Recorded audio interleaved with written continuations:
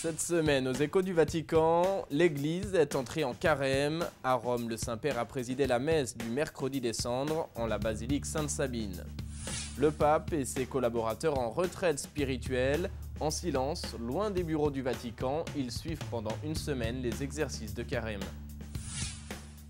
Après une réflexion sur la figure du Père, de la Mère et des enfants, le souverain pontife évoque cette fois-ci l'importance des frères et sœurs.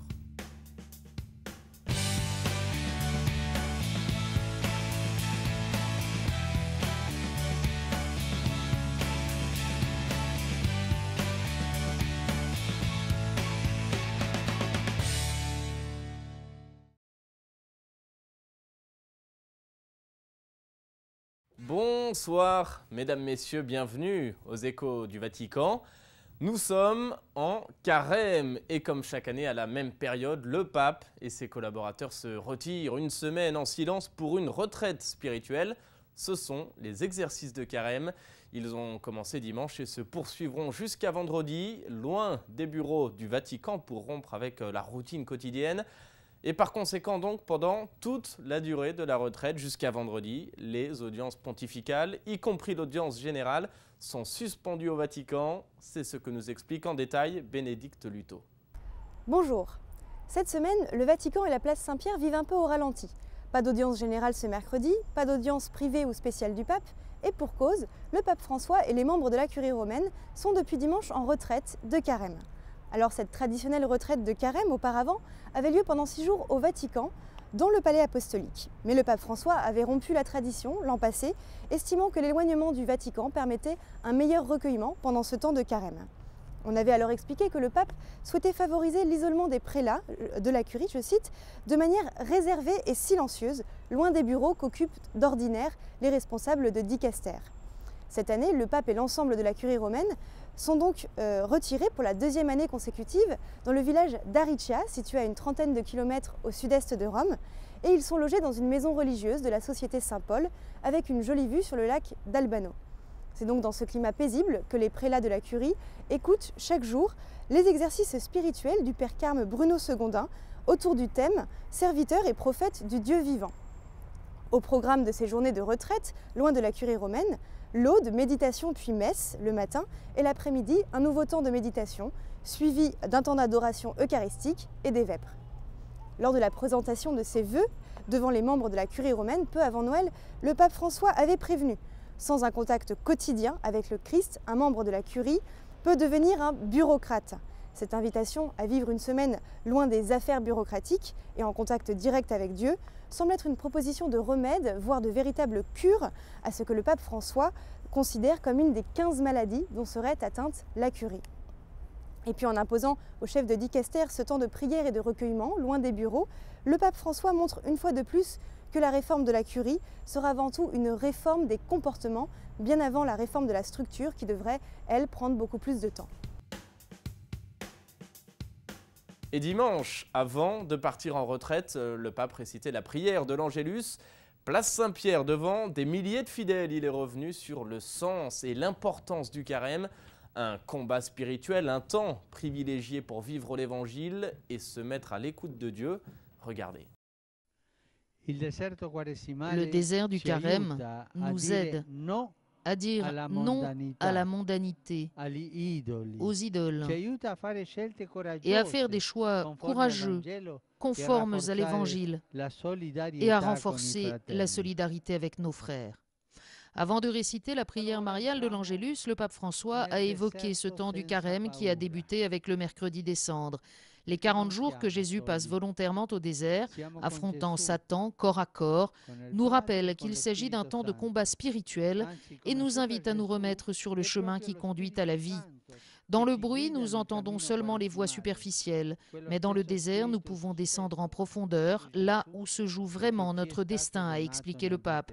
C'est précisément dans ce silence qu'il est possible d'écouter la voix de Dieu à travers une lecture constante des Écritures et de renouveler avec une conscience accrue l'alliance du baptême et les engagements qui en découlent.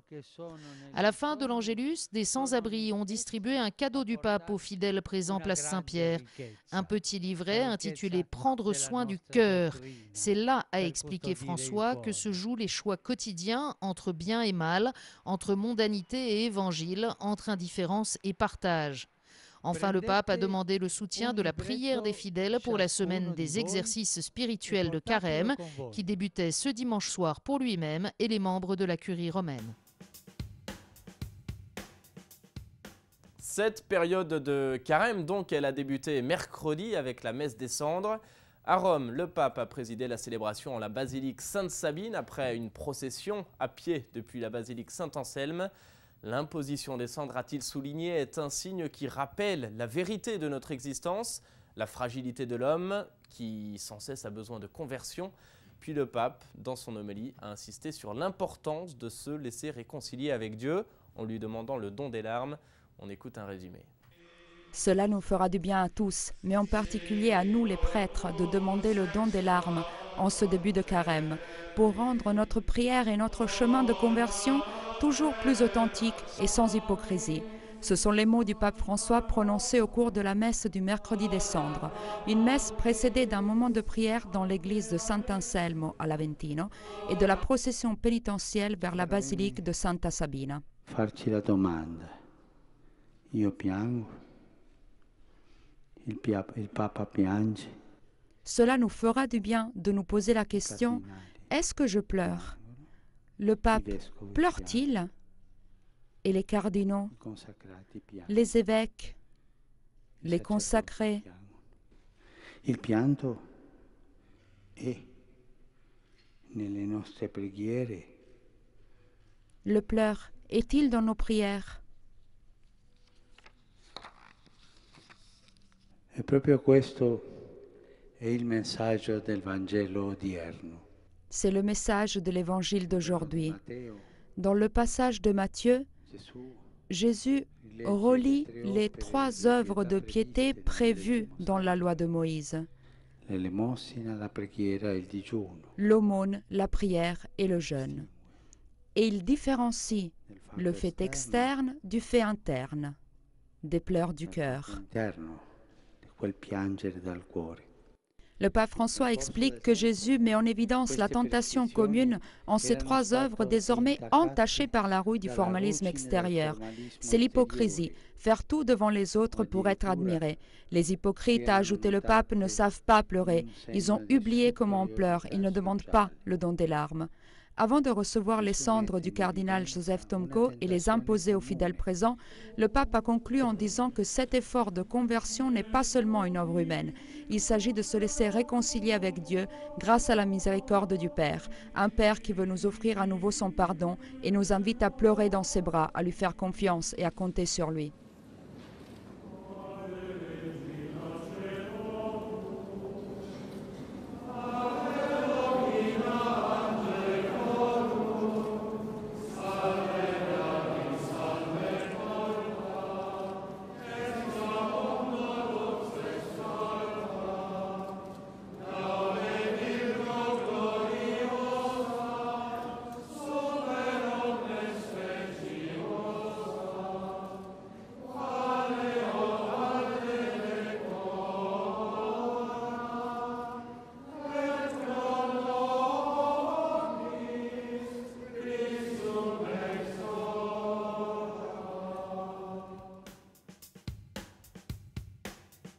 Et pour se préparer, pour avoir quelques pistes de réflexion, le pape a écrit un message de carême. Il s'intitule « Tenez ferme ».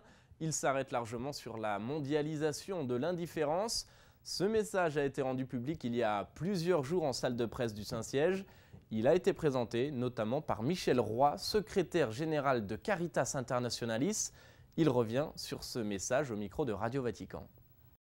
Le carême est un moment particulier dans l'Église d'arrêt, de retour sur soi, au niveau personnel et au niveau de la communauté pour voir comment on vit sa foi chrétienne d'une manière active et comment on est fidèle à cette foi. Donc une fois à l'an, c'est bien d'avoir cette opportunité de faire un retour sur soi et le Saint-Père nous invite au renouveau, à la conversion, avec effectivement cette année un focus sur l'indifférence. L'indifférence qui, surtout dans nos sociétés du Nord, matérialistes, consuméristes, où on pense à soi, à la famille. Parfois, les modes modernes de communication font qu'on est plongé dans son téléphone, dans son iPad, dans sa tablette, plus que dans la relation avec ses voisins. Et donc c'est une invitation à sortir de soi et à aller vers les autres, je crois. Indifférent veut dire qu'on se moque de ce qui se passe autour et l'invitation c'est non, c'est s'intéresser à ce qui se passe autour. La personne humaine n'est pas faite pour vivre seule, mais elle est faite pour vivre avec d'autres et l'Église nous invite toujours non seulement à vivre avec, mais à s'engager avec, et en particulier avec ceux qui souffrent, quelle que soit la raison de leur souffrance, qu'ils soient handicapés, malades, ou qu'ils soient victimes de la pauvreté ou des injustices.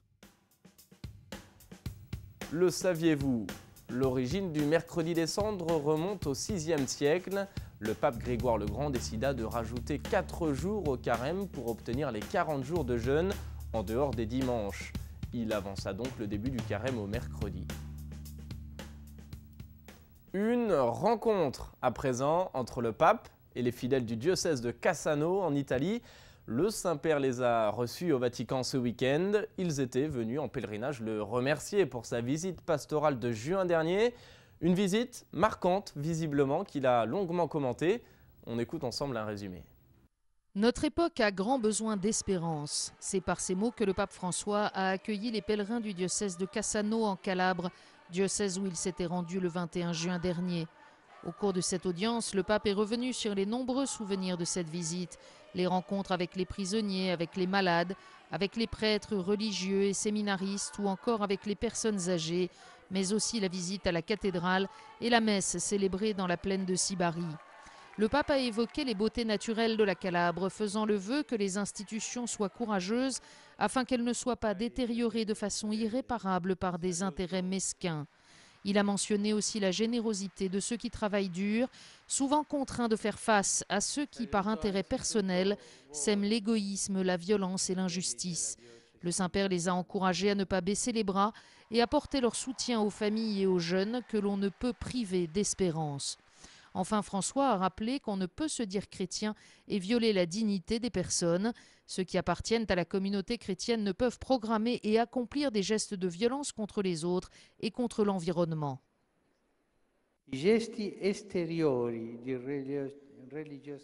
Les gestes de piété extérieure ne suffisent pas pour accréditer comme croyants tous ceux qui, avec la méchanceté et l'arrogance typique de la pègre, font de l'inégalité leur style de vie. À tous ceux qui ont choisi la voie du mal et qui sont affiliés à une organisation criminelle,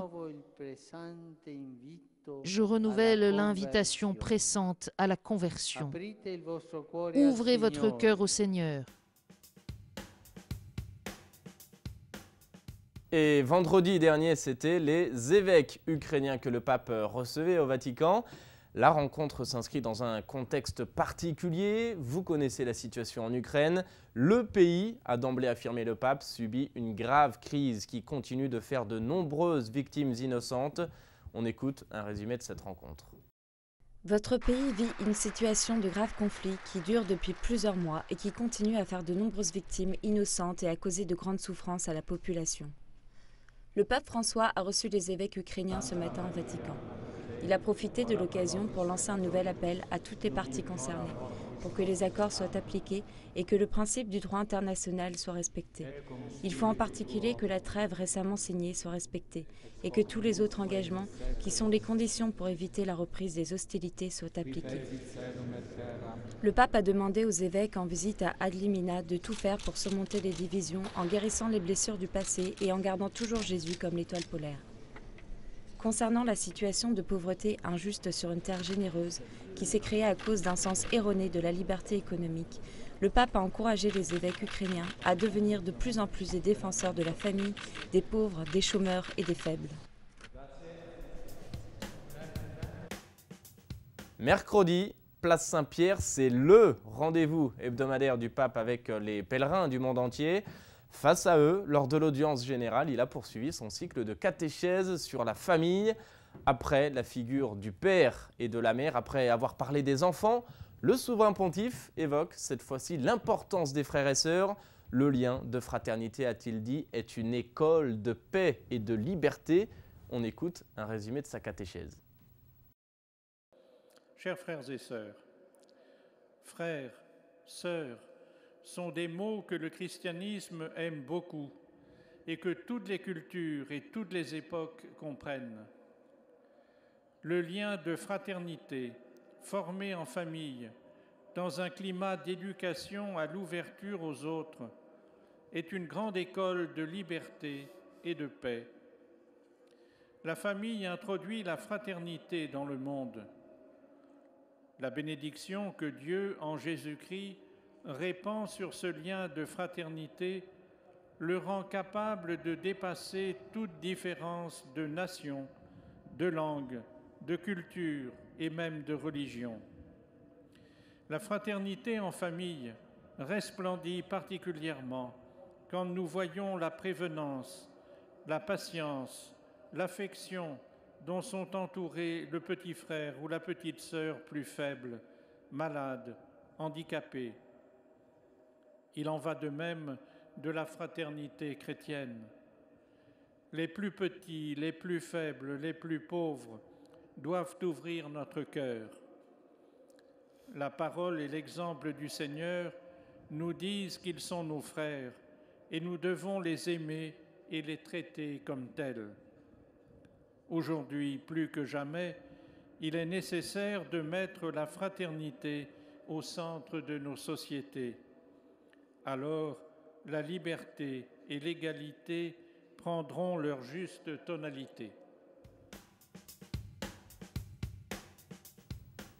Et à l'issue de l'audience, le pape a évoqué une fois encore le massacre des 21 chrétiens coptes d'Égypte, égorgés en Libye par l'État islamique. Le souverain pontife a invité une nouvelle fois à prier pour nos frères, exécutés pour le seul fait d'être chrétiens. Écoutons-le.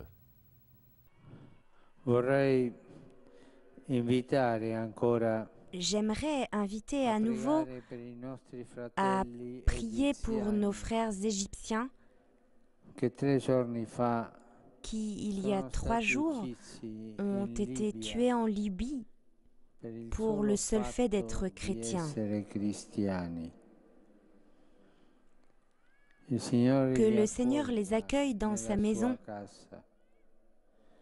et donne du réconfort à leur famille et à leur communauté.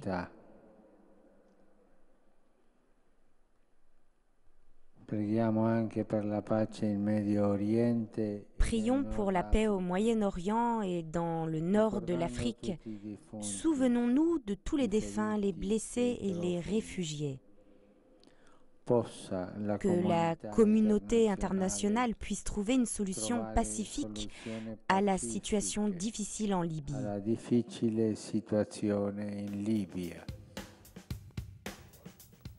La question de la semaine, et c'est Alexandre qui la pose. Il demande ce que signifie l'imposition des cendres au début du carême.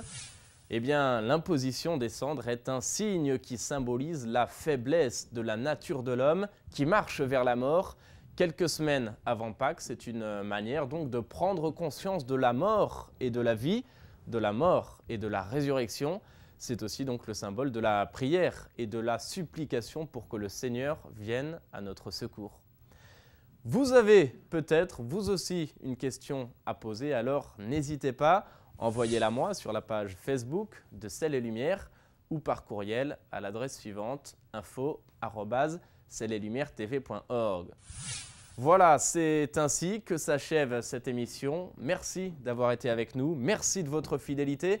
Je vous souhaite à tous une excellente fin de soirée et à très bientôt.